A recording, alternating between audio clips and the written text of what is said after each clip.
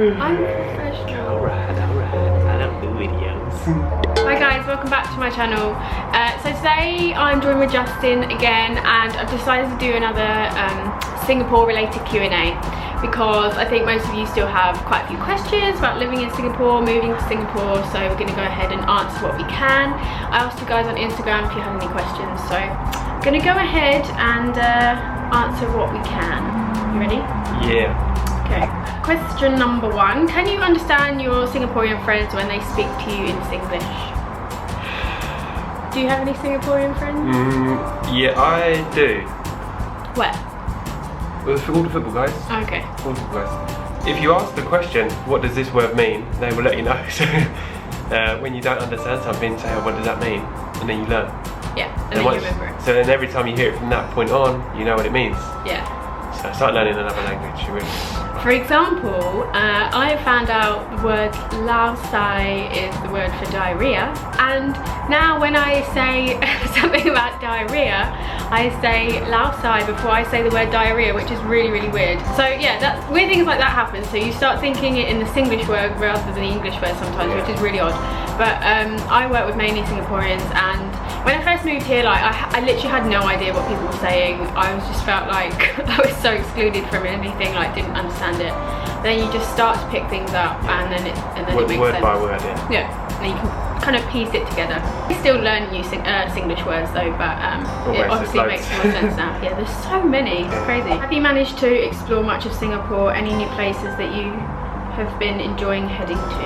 Southern Ridges, went there the other week. Yeah, we went to Southern Ridges, I've vlogged that. I feel like we've kind of completed Singapore, but I could be wrong. I just learned that Singapore is half the size of London. Yeah, no, I thought it was the size. I thought it was the size of London, but it's half the size of London, exactly. Is it? Yeah. Wow.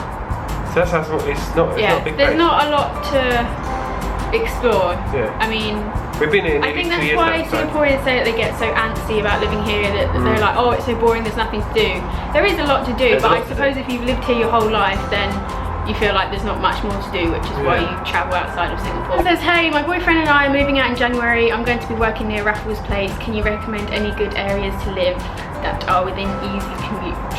So obviously we can only talk about our experience, but I can tell you where some of our friends live. Farrer Park. Farrer Park is a big spot for people to live, especially expats. I know loads of people that live there. Bahru is another really... That's quite a new place, isn't it? Yeah, it's like an up and coming place. I think it's like very trendy now. It's a nice spot to live. The thing is, all you got to look at is, do you work near an MRT station or a bus station? Yeah. And then just, as long as you live somewhere close to another MRT station, you can get there, as long as it's on the right line. Yeah. Geylang, I don't think is like I think it's like a controversial place to live because it's like the red light district and stuff, but I see so many amazing apartments in Geylang, and they're so much cheaper than even the area we live in now. Maybe because it's got a bad name. Probably because it's got a bad name, but the apartments look amazing, so I think it just depends if you want a nice place to live. I can't imagine it being that bad, I think. No, so it really depends where you're going to be working, but I say any area of Singapore is fine to live in. What site should I use to look for properties, and do you recommend any areas? Again, we just kind of answered that question. Okay, so I'm usually the one that's been doing the property hunting, aren't I? You're the wizard. So I can recommend Nestia is a really good one. Property Guru. Yeah, Property Guru, and then there's also a couple of Facebook groups which I'll try and link down below for you, and I literally search those like every day. I think one's called Find My Room SG, and they put listings up for places literally all the time. So for areas, I was going to say that if you live further in the east as well, near the airport, it's going to be so much cheaper. Yes. And then if you want to live somewhere like Sentosa, then it's going to be super expensive. So if we lived in the east, I work in Bukit Batok, close to the west, it would take me 2 hours to get there. There'd be no point. So just try and plan out where you're going to be working, and then you can try and gauge the area that you want to live in. Are there any ground floor, first floor condos with a pool, or all high rise? I think if you want to find a place with a swimming pool, then you're probably going to have to look for a condo. I don't think you can. But bringing it back to Singapore is half the size of London, yet it has 5.5 million people. They've got no more land to build on. So instead of building outwards, as you would do normally, they have to build up. Yeah. So I'd say 95% of the properties are high-rise, yeah. Unless you want to spend 7 million on a house. Up to you. What are some things you wish someone had told you about Singapore or Singaporeans before you experienced or found out on your own, both good and bad things, please? So when I first moved here, I realised that Singaporeans walk very, very slowly, which was quite hard for me because I come from working in London. I'm always racing through that underground, literally walking 100 miles an hour. Singaporeans walk very slowly, which was, I couldn't really wrap my head around. I still can't really, I just can't walk slowly. Well, you're going to get some comments, because it's so hot. That's not the reason. No, just walk very slow. They also eat very loudly. It's funny because at home, if you ate loudly, you'd get told off by your mum and dad. You'd be like, stop eating so loudly, close your mouth when you eat. Whereas when you move to Singapore, all those rules go out the window and people are very, very noisy when they eat, which will be so annoying for some people. Like, I have a friend and she absolutely hates it when people eat loudly, but it's what they do here, so you just have to accept it. I think it's quite funny. Sometimes it is crazy how loud they're eating, but it's their country, they can do what they want. Good thing, accepting of foreigners. But behind closed doors, you never know. From what I've seen, yes. But generally accepting. So I've never had, I work with a lot of sort of Muslim Singaporeans, and they're so accepting. Yeah. Treat me like one of the brothers.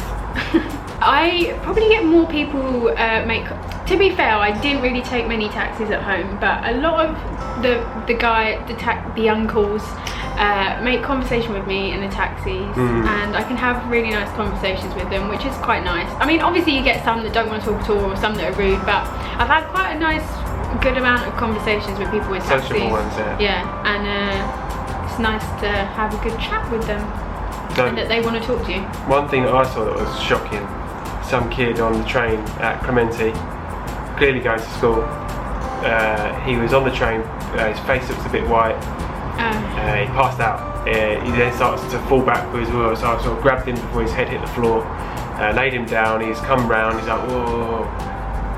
Everyone else on the train didn't even look at him. They were on their phones like this, and you could see they were like, but if it was as if it was none of their business. I was thinking, this kid's not even 16. He was no older than 16. Yeah. And no one went to help him. So I had to help him off the train. I said, okay, sit down, you've just passed out. You might need a bit of sugar, or if you have breakfast. And it's just shocking to see. But then on the other hand, we played soccer last weekend, 2 weekends ago. The keeper went to save the ball, dislocated his finger. He was like, and then all the guys on the other team, they say, oh, is he okay? He's okay.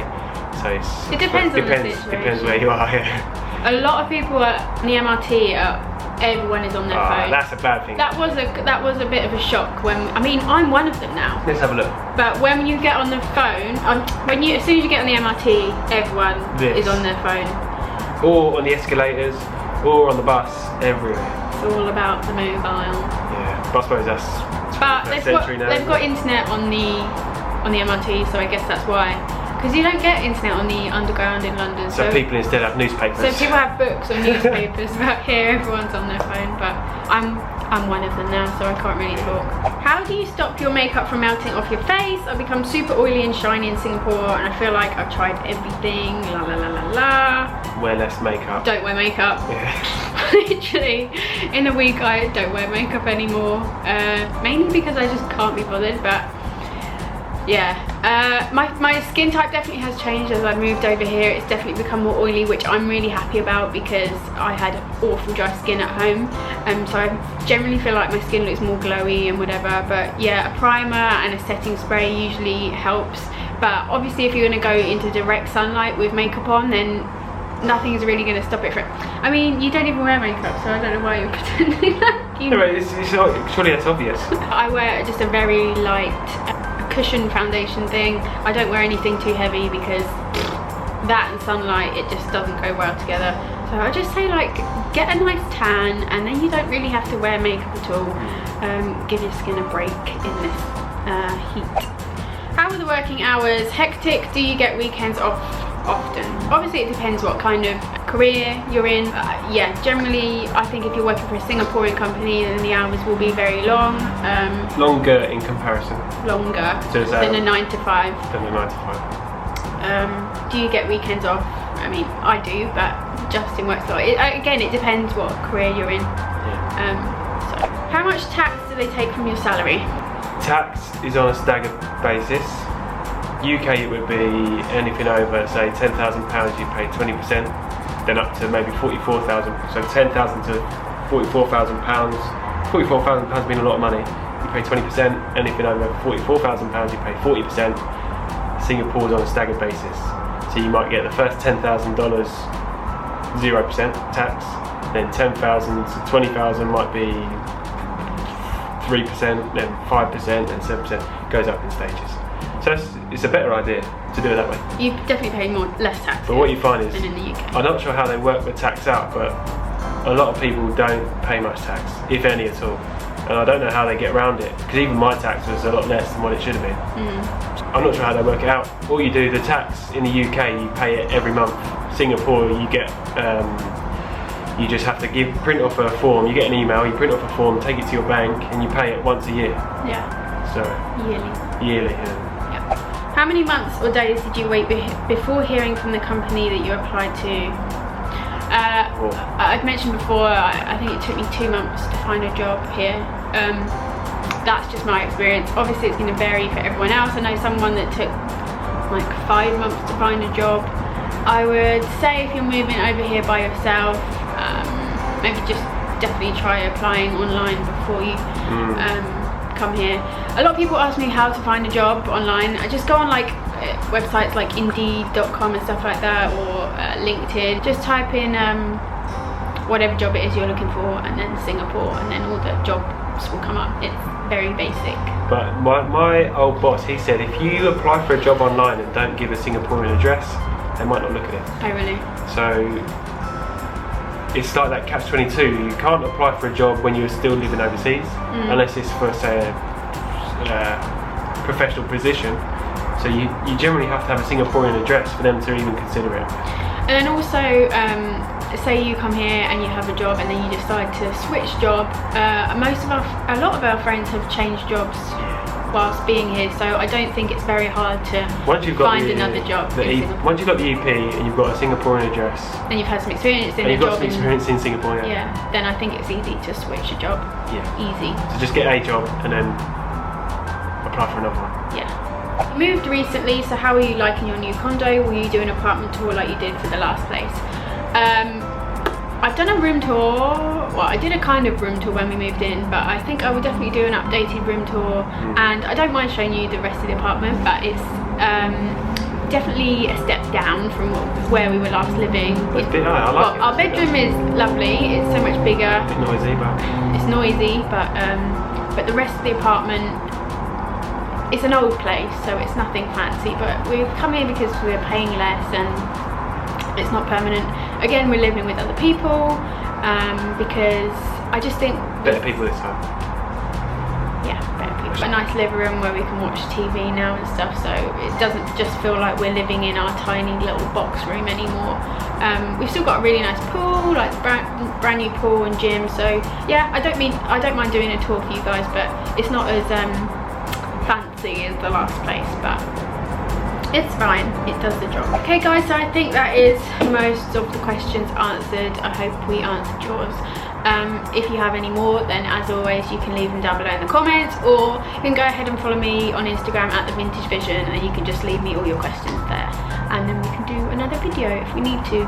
So as always, thank you guys for watching. Do give this video a thumbs up if it was helpful, and good luck on your move to Singapore if you are moving soon. I hope it all goes well. You're going to have a great time here. You will have a great time here. Yeah. Do hit the subscribe button if you are new, and we will see you next time. Bye!